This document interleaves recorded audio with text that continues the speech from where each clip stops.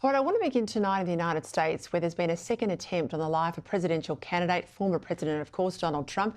The suspect, identified now as 58-year-old Ryan Wesley Routh, was spotted by a Secret Service agent with an assault rifle in the bushes outside the Trump International Golf Course in Florida. The Secret Service agent that was on the course did a fantastic job. What they do is they have an agent that jumps one hole ahead of time to where the president was at. And he was able to spot this rifle barrel sticking out of the fence and immediately engage that individual, at which time the individual took off. Now, in the bushes where this guy was is a AK-47 style rifle with a scope, 2 backpacks which were hung on the fence that had ceramic tile in them, and a GoPro.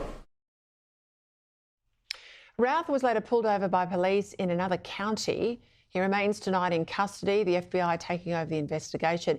It is, as I said, the second assassination attempt in a matter of months on Donald Trump. Although in this case, the suspect didn't fire any rounds, but that doesn't make it any less serious. For more, let's bring in the host of US Report here on Sky News, National Affairs Editor, of course, at the Daily Telegraph, James Morrow, and our political reporter from Canberra, Cam Redden.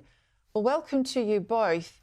James, you know, the first thing I thought of today, other than it being a terrible day for democracy in the States, was the chaos that would have ensued if this second attempt had been successful. What's your reflections? Oh, Peter, I mean, of course, that's the first thing I think so many of us have thought of.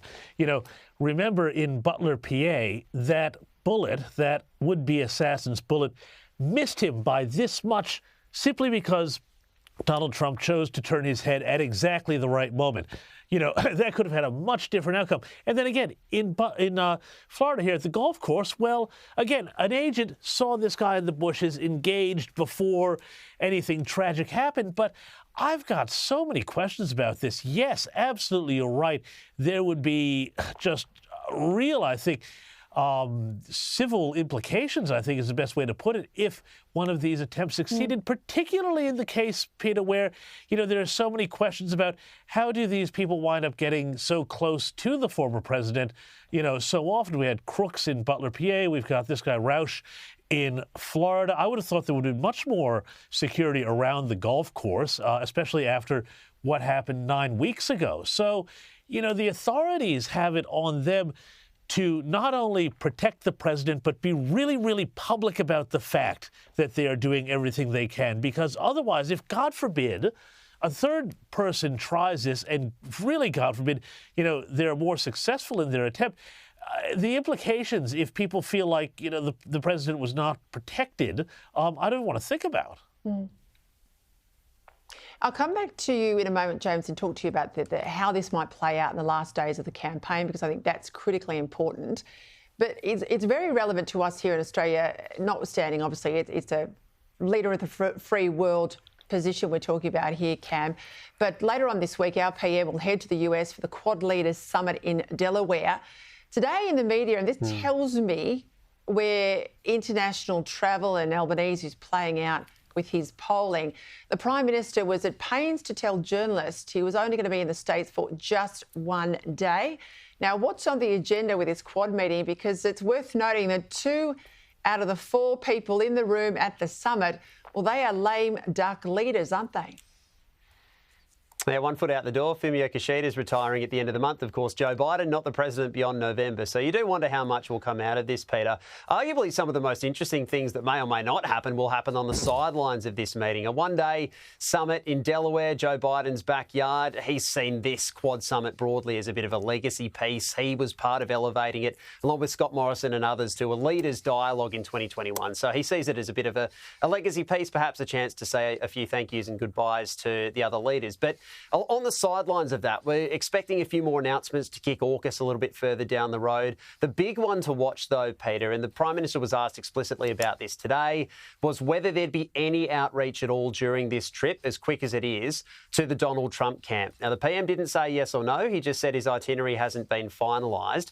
But you think there's no time like the present if that kind of outreach while the Prime Minister is in the US to take place. There might be a few hours spare if someone, maybe not the PM, maybe even least just at diplomacy level, if there was some kind of outreach and engagement there, because they need to prepare. If Donald Trump does win in November, then it would be a very different looking administration. And, even meetings like the Quad, they might continue, but would certainly look very different under a Trump presidency. And of course, Labor's got lead in its saddlebags with Kevin Rudd and his previous comments about Donald Trump. I think they'd be fine with Kamala Harris, but I think he does have to build some bridges with the Republican side. James, let's go back to the whole issue of how this might change things in the campaign. We saw after Butler, he gave up those big, large-scale rallies and went into rallies, yes, but in contained environments so they could be better security vetting as people walk through.